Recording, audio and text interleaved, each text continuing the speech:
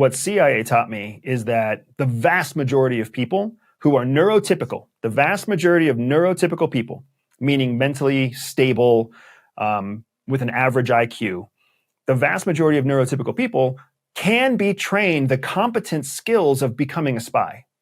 Learning how to wear a disguise, run an SDR, shoot a gun while chewing gum, drive a car fast. Is that actually important? Shooting a gun while chewing, like shooting a gun while chewing gum? No, I always thought it was funny that James Bond can't hit his target, even though he's only shooting a gun, but that's all right. So, but my point is the actual technical skills of espionage are not difficult to learn. Basically, anybody who can finish a 4-year degree can learn the skills, right? The true magic about what makes a good spy is outside of the actual specific competency skills themselves. So one of the things that CIA looks for, Connor, for a good spy is a history of childhood trauma. Because an individual who has a history of childhood trauma is the kind of individual where when they become an adult, meaning when their cognitive brain has matured past puberty and they are self-identifying, that's an individual who seeks external validation. That's a person who looks for approval from an outside source. They look to belong to some kind of group. They look to have some kind of purpose. The individual who comes from a healthy family that's well-balanced, who doesn't deal with trauma, ends up becoming an individual who's well-balanced, who's healthy, who's independent. Well, that doesn't make for a very good secret stealer. A good secret stealer lies to everyone in the world except the one organization that they feel like they need validation from. And that's what makes a good spy. Another thing that makes a good spy is an individual who trusts nobody, right? Somebody who through their history of personal experience, emotional relationships, et cetera, has come to the conclusion that they really can't trust anyone. So because they can't trust anyone, there's kind of a twofold issue there. One, they don't carry close relationships, so they don't really show their vulnerability to anyone. But then secondly, they're also always expecting that someone else is going to harm them. So they're always holding back. So there's two different reasons that they have like a barrier between them and social relationships. When somebody has a barrier with social relationships, it means that they are predictably focused on empirical evidence, predictably focused on objective reality rather than subjective feelings, right? And those are elements that make for a very good spy. And then I would say if there was a third option on top of that, it would really be discipline.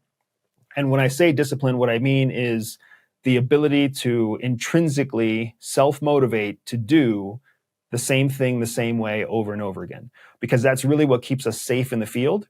But that's also what makes it so that the Central Intelligence Agency can consume intelligence reports from hundreds or thousands of covert officers, because we have to structure those reports in a very specific way to make sure that 10,000 or 20,000 reports a day can come into the Central Intelligence Agency and be processed in a timely fashion and then synthesized into what is essentially one folder that gets handed to the president every morning. Crazy.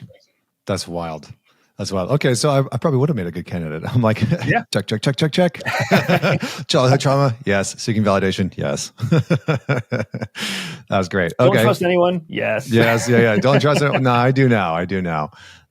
Although my wife often jokes that like she would have made a great FBI agent, which I'm like, I don't know if I would have made a great FBI agent, but after hearing it, I was like, maybe I would have made a decent CIA agent.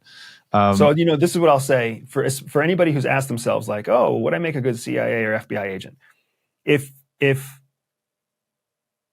you're sensitive, meaning if you were to see a child with one arm blown off and a drug dealing mother cracked out standing next to the baby, like holding the arm confused.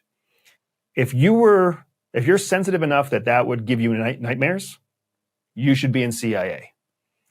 If you could see that and still go to sleep at night, you should be FBI. Because what FBI sees is the absolutely most despicable things that Americans do to Americans, adults to children, adults to seniors, white people to black people to Asian people, whatever it might be. They see the absolute worst, and then they have to come back to work the next day. What CIA does is they find the people who are planning to do the worst and then steal their secrets and tell everybody about their plans. But by the time terrible things actually happen, we're gone, right? Somebody else is in our place. So I appreciate I appreciate that distinction, because I think, again, I think there's just so much folklore and conspiracy around a lot of these topics, and then it really gets influenced by media, just you consume through movies and TV shows, and that's entertainment. So parts of it are dialed up, parts of it are dialed down, just to keep people engaged, and the sort of reality of it is oftentimes masked.